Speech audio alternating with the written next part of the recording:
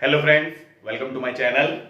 हम पढ़ रहे थे चंद्रवंश के बारे में और चंद्रवंश का आखिरी राजा जिसके बारे में हमने पढ़ा था वो था रुद्रचंद। रुद्रचंद के बाद आज हम पढ़ेंगे चंद्रवंश के अगले राजा लक्ष्मीचंद के बारे में। ठीक है, चंद्रवंश का अगला राजा यानी रुद्रचंद के बाद शासक बना लक्ष्मीचंद। सन 1597 से 1621 तक इसका शासन रहा और ये चंद्रवंश का 46वां राजा है। ठीक है, ये चंद्रवंश का 46वां राजा है और इसे मूनाकोट ताम्रपत्र में, देखो मूनाकोट ताम्रपत्र में भी इसका उल्लेख है। मूनाकोट ताम्रपत्र में इसे लक्ष्मण, मूनाकोट ताम्रपत्र में इसे लक्ष्मण चंद कहा गया है। ठीक है, तो मूनाकोट ताम्रपत्र में लक्ष्मी चंद का उल्लेख हमें मिलता है जिसमें लक्ष्मी चंद को लक्ष्मण चंद कहा गया है। इसके अलावा मानोदय काव्य, मानोदय काव्य में इसे लक्ष्मण कहा गया है। मानोदय काव्य में इसे लक्ष्मण कहा गया है। ठीक है, लक्ष्मीचंद जो कि चंद्रवंश का 46वां राजा है, इसके बारे में मूनाकोट ताम्रपत्र में इसका नाम लक्ष्मण चंद दिया गया है और मानोदय काव्य में इसको लक्ष्मण नाम से संबोधित किया गया है। ठीक है, इसके अतिरिक्त लक्ष्मण चंद के या लक्ष्मी चंद के दो उपनाम भी थे। लक्ष्मी चंद को लखुली बिराली, लखुली बिराली और स्याल बुंगा, स्याल बुंगा के उपनाम से भी जाना जाता है। ठीक है, तो लक्ष्मीचंद जिसे मूनाकोट ताम्रपत्र में लक्ष्मण चंद कहा गया है, मानोदय काव्य में लक्ष्मण कहा गया है और इसके अतिरिक्त इसके दो उपनाम और हैं, लखुली बिराली और स्याल बुंगा। ठीक, लक्ष्मीचंद का सेनापति, लक्ष्मीचंद का सेनापति गैंडा सिंह था। लक्ष्मीचंद का सेनापति गैंडा सिंह था। ठीक है, लक्ष्मीचंद का एक बड़ा भाई था जिसका नाम शक्ति गुसाई। लक्ष्मीचंद का एक बड़ा भाई था जिसका नाम शक्ति गुसाई था और शक्ति गुसाई जन्मांध था। शक्ति गुसाई जन्मांध था यानी कि जन्म से ही अंधा था। ठीक है, जन्म से ही इसकी आंखें नहीं थी और लक्ष्मीचंद का बड़ा भाई है लेकिन शासन कौन संभाल रहा है? लक्ष्मीचंद संभाल रहा है। फिर भी राजकीय कार्य या जितने भी प्रशासनिक कार्य थे उन राजकीय कार्यों के निर्धारण में, उन राजकीय कार्यों के निर्धारण में शक्ति गुसाई का भी हस्तक्षेप था। शक्ति गुसाई भी उसमें अपनी सलाह दिया करता था या निर्धारण किया करता था। इसलिए शक्ति गुसाई को कुमाऊं का धृतराष्ट्र कहा जाता है। ठीक है, शक्ति गुसाई को कुमाऊं का धृतराष्ट्र कहते हैं क्योंकि शक्ति गुसाई जन्मांध था और लक्ष्मीचंद का बड़ा भाई था। ठीक है, और लक्ष्मीचंद के समय में जो राजकीय कार्य थे उनमें ये भी अपनी सलाह दिया करता था, इसका भी उसमें हस्तक्षेप था, इसलिए इसे कुमाऊं का धृतराष्ट्र हम कहते हैं। ठीक है, इसके अतिरिक्त लक्ष्मीचंद ने गढ़वाल पर 7 बार आक्रमण किया। लक्ष्मीचंद ने गढ़वाल पर 7 बार आक्रमण किया। ठीक है, लेकिन इन 7 आक्रमण में लक्ष्मीचंद असफल रहा। इन 7 आक्रमण में लक्ष्मीचंद असफल रहा। ठीक है, देखिए लक्ष्मीचंद ने गढ़वाल पर 7 बार आक्रमण किया और इसके आक्रमण का कारण था गढ़वाल के राजा मानसा, गढ़वाल के राजा मानशाह ने दापा पर जब आक्रमण किया तो वहां से 1000 स्वर्ण कलश वे अपने साथ लेकर के आए और उन 1000 स्वर्ण कलशों को मानशाह ने देवलगढ़ के गौरी मठ में स्थापित किया। ठीक है, पौड़ी के अंदर गौरी मठ में उन 1000 कलशों को स्थापित किया और लक्ष्मी चंद बार बार गढ़वाल पर आक्रमण इन्हीं स्वर्ण कलशों को लूटने के लिए या स्वर्ण लूटने के लिए कर रहा था। ठीक है, तो 7 असफल आक्रमण किए लक्ष्मी चंद ने और अपने 8वें आक्रमण में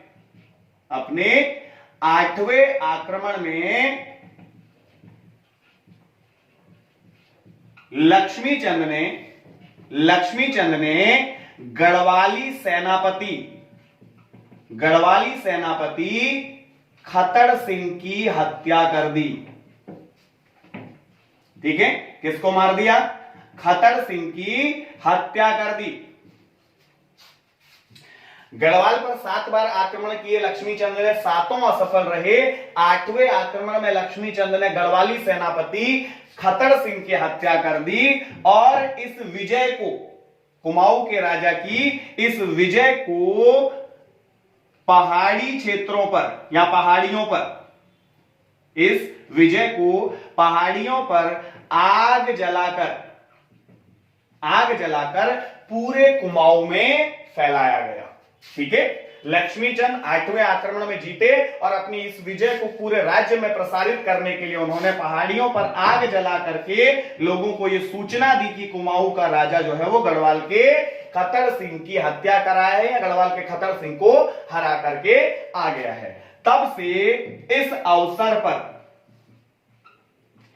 खतड़ुआ त्योहार, जो खतड़ुआ उत्सव वर्तमान में भी मनाया जाता है, इस खतड़ुआ उत्सव को मनाने की शुरुआत हुई। देखिए, खतड़ुआ उत्सव में आज भी ये कहा जाता है गाय की जीत खतड़ुआ की हार। ठीक है, गाय की जीत खतड़ुआ की हार। देखिए, गाय यहां पर चंदों का राज चिन्ह है, चंद राजाओं का राज चिन्ह है गाय। ठीक है, तो इसलिए खतड़ुआ त्योहार जो मनाया जाता है उसके पीछे का कारण यह है। लक्ष्मी चंद जिसने अपने 8वें आक्रमण में गढ़वाली सेनापति खतर सिंह की हत्या कर दी और इस विजय को उसने पूरे राज्य में फैलाने के लिए क्या किया? ऊंची पहाड़ियों पर आग जला करके पूरे राज्य में इसकी सूचना दी गई, बताया गया और इसी को वर्तमान में हम खतड़ुआ त्योहार के रूप में मनाते हैं, जिसमें गाय की जीत खतड़ुआ की हार, ये कहावत बहुत ज्यादा चलती है। तो गाय इसमें क्या है? चंदों का राज चिन्ह है और खतड़ुआ कौन है या खतर सिंह कौन था? वो गढ़वाली सेनापति था जिसकी लक्ष्मी चंद ने हत्या कर दी थी। ठीक है, इसके बाद लक्ष्मी चंद के प्रशासनिक कार्यों में उसने 2 कचहरियों की स्थापना की। लक्ष्मी चंद ने अपने राज्य में 2 कचहरियों की स्थापना की, जिसमें से एक का नाम था न्योली और दूसरी थी बिस्तावली।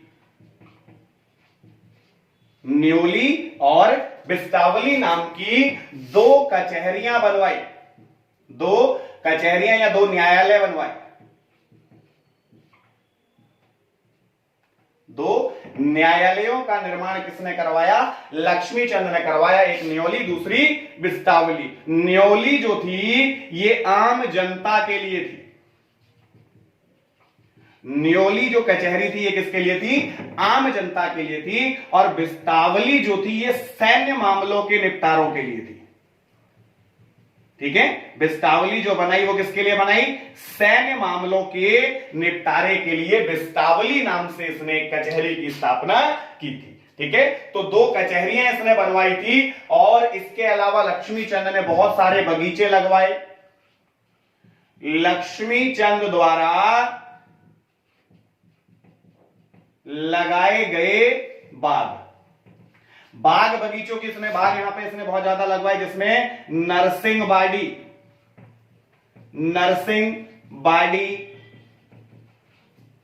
कबीना, लक्ष्मीश्वर, ठीक, इन नामों से इसमें कुमाऊं के अंदर बगीचे भी लगवाए, बाग भी लगवाए थे लक्ष्मीचंद ने। ठीक, इसके अतिरिक्त सन 1602 में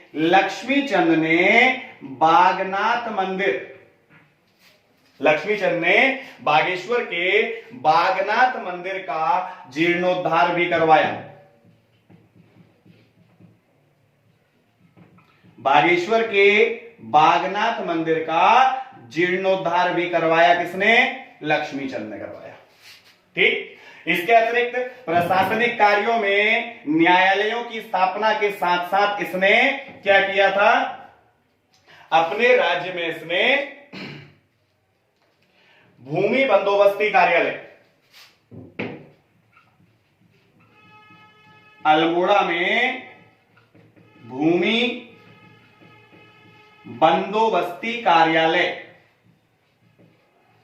की स्थापना भी करी थी। ठीक है, किसने? लक्ष्मीचंद ने। तो लक्ष्मीचंद के प्रशासनिक कार्यों में इसने न्योली और बिस्टावली नाम से 2 कचहरियों की स्थापना करी। इसके अलावा अल्मोड़ा में भूमि बंदोबस्ती कार्यालय इसने स्थापित किया। सन 1602 में बागनाथ मंदिर का जीर्णोद्धार कराया और नरसिंहबाड़ी, कबीना, लक्ष्मीश्वर आदि बगीचे किसने लगवाए? लक्ष्मीचंद ने लगवाए थे। ठीक है, लक्ष्मीचंद ने शीरती और जूलिया नाम के कर भी लगवाए। शीरती व जूलिया नामक कर, शीरती व जूलिया नामक कर भी किसने लगाए? लक्ष्मीचंद ने शीरती और जूलिया नामक करों की शुरुआत भी करी थी। ठीक है, लक्ष्मीचंद जब वृद्ध अवस्था में पहुंच गए, ठीक है, यानी लक्ष्मीचंद की मृत्यु नहीं हुई थी, जब लक्ष्मीचंद वृद्ध अवस्था में पहुंचे तो शासन सत्ता इनके बेटे विजयचंद के हाथों में। ठीक है, शासन सत्ता किसके हाथ में आई? इनके बेटे विजयचंद से पहले दिलीप चंद, विजयचंद से पहले भी एक शासक बना था दिलीप चंद। ठीक है, ज्यादा कुछ है नहीं दिलीप चंद के बारे में। दिलीप चंद के बारे में बस ये है कि दिलीप चंद शासक बना सन 1621 में, 1624 तक शासक रहा और क्षय रोग से इसकी मृत्यु हो गई। क्षय रोग से इसकी मृत्यु हो गई। तो मात्र 4 वर्ष का इसका शासन रहा। क्षय रोग यानी टीबी से इसकी बीमारी, टीबी नामक बीमारी से इसकी मृत्यु हो गई। किसकी?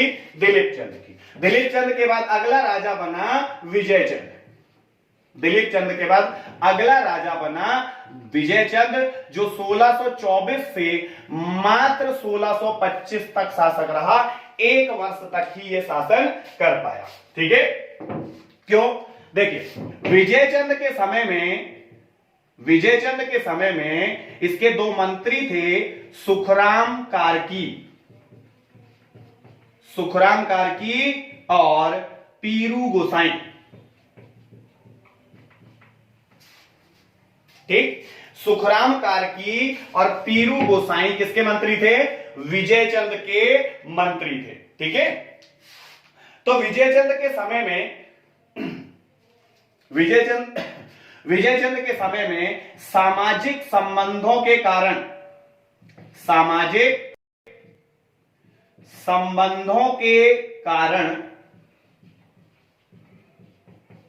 विजयचंद का भाई तिरमल चंद, जो कि चंद वंश का अगला शासक बनेगा, सामाजिक संबंधों के कारण तिरमल चंद ने सुखराम कार्की के हाथों विजयचंद की हत्या करवा दी। ठीक है, किसकी हत्या करवा दी? विजयचंद की। देखिए, जब विजयचंद शासक बना, सुखराम कार्की और पीरू गोसाई उसके मंत्री हुआ करते थे, तब तिरमल चंद ने सामाजिक संबंधों के कारण, देखिए इसका मतलब है, जब विजयचंद शासक बना तो विजयचंद ने एक गुर्जर राजकुमारी से विवाह किया था। गुर्जर राजकुमारी से विवाह किया था, जो कि इनको स्वीकार नहीं था। तो जिस वजह से ये कहा जा रहा है कि सामाजिक संबंधों के कारण तिरमल चंद ने राज्य में षड्यंत्र करवाए और सुखराम कार्की के हाथों विजय चंद की हत्या करवा दी। ठीक, इस समय तिरमल चंद, जिस समय ये सब षड्यंत्र राज्य में चल रहा था, इस समय तिरमल चंद ने महिपत शाह के वहां शरण ली थी। ठीक है, राज्य में जब ये सारे षड्यंत्र चल रहे हैं, सुखराम कार्की, पीरू गोसाई, सामाजिक संबंधों के कारण इधर तिरमल चंद ने षड्यंत्र रचा, सुखराम कार्की के हाथों विजय चंद की हत्या करवा दी। और इस समय तिरमल चंद खुद किधर चला गया, महिपत शाह के वहां जाकर के इसने शरण ले ली थी। ठीक है, क्यों शरण ली थी महिपत शाह के वहां, आगे पढ़ेंगे। जैसे देखिए हुआ क्या था, सुखराम कार्की ने विजय चंद की हत्या कर दी। जैसे ही विजय चंद की हत्या हुई तो यहां मेहरा व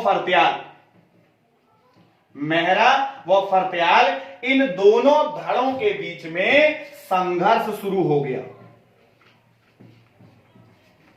ठीक है, विजय चंद की हत्या के बाद, क्योंकि राजकीय षड्यंत्रों के कारण राज दरबार के अंदर षड्यंत्र होने लगे थे, राजमहल में षड्यंत्र होने लगे थे राजा के खिलाफ, और राजा की हत्या कर दी गई थी। इसी वजह से तिरमल चंद यहां से भाग के कहां चला गया, महिपत शाह के यहां इसने शरण ले ली थी। और महिपत शाह के यहां शरण लेने वाला ये कुमाऊं का पहला राजा है। कुमाऊं का पहला राजा, चंद वंश का पहला राजा है जिसने गढ़वाल के राजा महिपति शाह के यहां शरण ली। तो इन सब के कारण मेहरा और फरत्यालों के बीच में संघर्ष शुरू हो गया, और इस संघर्ष में मेहराओं की विजय हुई। इस संघर्ष में मेहराओं की विजय हुई, और मेहराओं ने विजय के बाद तिरमल चंद को अपना शासक स्वीकार किया, और चंद वंश का अगला शासक कौन बन गया, तिरमल चंद बन गया। ठीक है, तो विजय चंद की षड्यंत्रों के द्वारा हत्या हो गई, और तिरमल चंद का उसमें भी योगदान था। ठीक है, और मेहराओं ने विजय होकर के किसको राजा बना दिया, तिरमल चंद को अपना अगला शासक बना दिया। तो चंद वंश का अगला शासक बना कौन, तिरमल चंद, चंद वंश का अगला शासक बना, जो कि 1625 से लेकर के 1638 तक चंद वंश का शासक रहा। ठीक है, तिरमल चंद 1625 से 1638 तक चंद वंश का राजा रहा। ठीक है, चंद वंश का अगला राजा। शासक बनते ही इसने सबसे पहले, राजा बनते ही या गद्दी पर बैठते ही इसने सबसे पहले सुखराम कार्की की हत्या करवा दी। ठीक, क्योंकि इन सारे राजकीय षड्यंत्रों का मास्टरमाइंड था सुखराम कार्की, तो सबसे पहले इसने सुखराम कार्की की हत्या करवा दी, और पीरू गुसाई को देश निकाला दे दिया।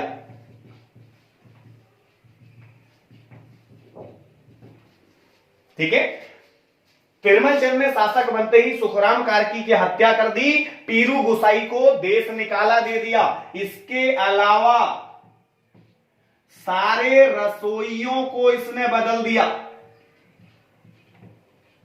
सारे रसोइयों को बदल दिया।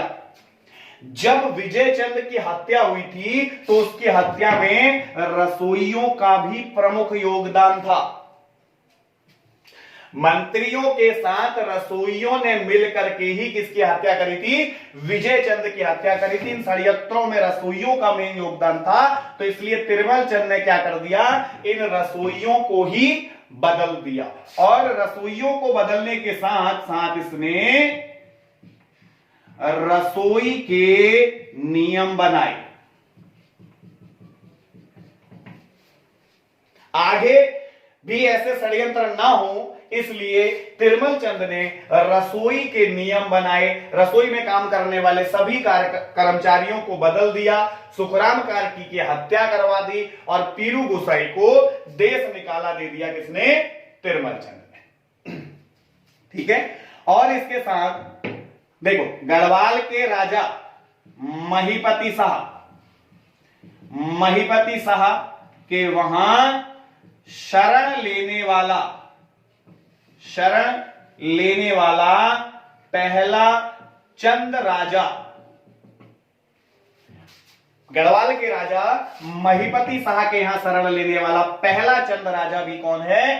तिरमल चंद है। लेकिन अपने कार्यकाल में नहीं, विजय चंद के कार्यकाल में इसने तिरमल चंद के यहां शरण ली थी, यानी 1624-25 में इसने फिर महीपत शाह के यहां शरण ली थी। और इसके बाद सन 1635 में 1635 में महीपत शाह और तिरमल चंद के बीच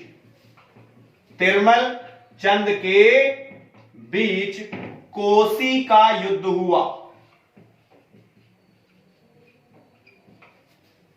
ठीक है, सन 1635 में महीपत शाह और तिरमल चंद के बीच में कोसी का युद्ध भी होता है इसके बाद। ठीक है, तो पहले महीपत शाह के यहां शरण लेने वाला विजय चंद के समय में कौन है? तिरमल चंद है। इसके बाद कोसी का युद्ध महीपत शाह के साथ जो लड़ा वो भी कौन था? तिरमल चंद ने कोसी का युद्ध लड़ा।